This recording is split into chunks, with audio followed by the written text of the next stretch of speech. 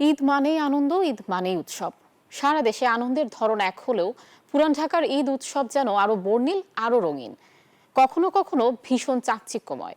খাবার দাবার থেকে শুরু করে আরো নানা আনুষ্ঠানিকতায় ভিন্ন মাত্রা আছে, বলা চলাতে আছে তাদের নিজস্ব ঢং। ঈদ উপলক্ষে দেশ বিদেশে ছড়িয়ে থাকা পরিবারের সদস্যরা একত্রিত হন, স্মৃতিচারণ করেন হারানো শৈশব আর আনন্দময় ঐতিহ্য নিয়ে। রাজধানীর পুরনো ঢাকার একটি পরিবারের ঈদ উৎসবের কথা জানাচ্ছেন মুরসালিন হক জুনায়েদ, ছবি তুলেছেন কামাল হোসেন।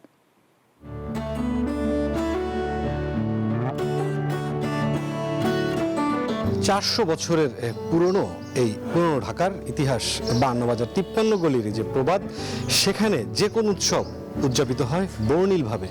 ঈদ উল ফিতর কিভাবে উদযাপন করেন পুরনো ঢাকাবাসী, সেই খবর জানতে আমরা এসেছি একটি পরিবারের কাছে। চলুন তাদের কাছে শুনে নেই ঈদ উদযাপনের গল্প।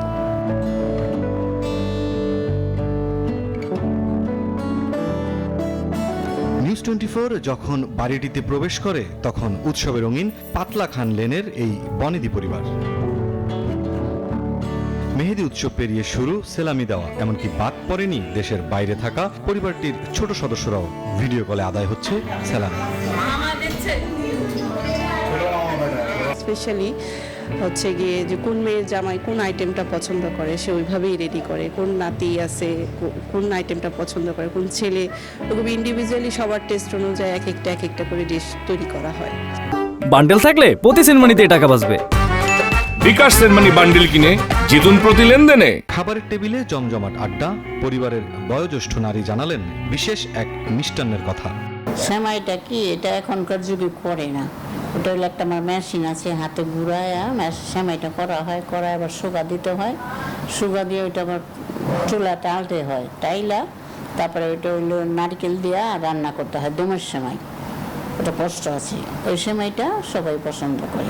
কথা হয় হাবিব কুঠিরের পুরুষ সদস্যের সাথে। তিনি জানান সময়ের সাথে রূপ বদলে গেলেও ঈদ আনন্দ সার্বজনীন। আগে যেমন চাঁদ রাতে অনেক আতশবাজি ফুরানো হতো, সেগুলো এখন আস্তে আস্তে অফ হয়ে যাচ্ছে। তারপর যেমন আগে যেমন ফ্যামিলি বন্ডিংটা একটু বেশি ছিল, যেমন আমি যেটা বললাম আমারই যেমন হচ্ছে না, চাচাদের সাথে ফুপুদের সাথে কাজিনদের সাথে দেখা, এটা হচ্ছে না।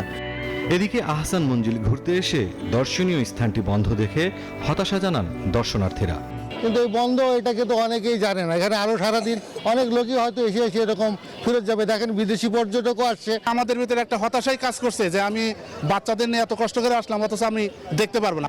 ঘরে তো বটেই, ঈদ উল ফিতর কিছুটা বিশেষভাবে রাঙাতে পুরো মহল্লাও সাজানো হয় পুরনো ঢাকার কোথাও কোথাও।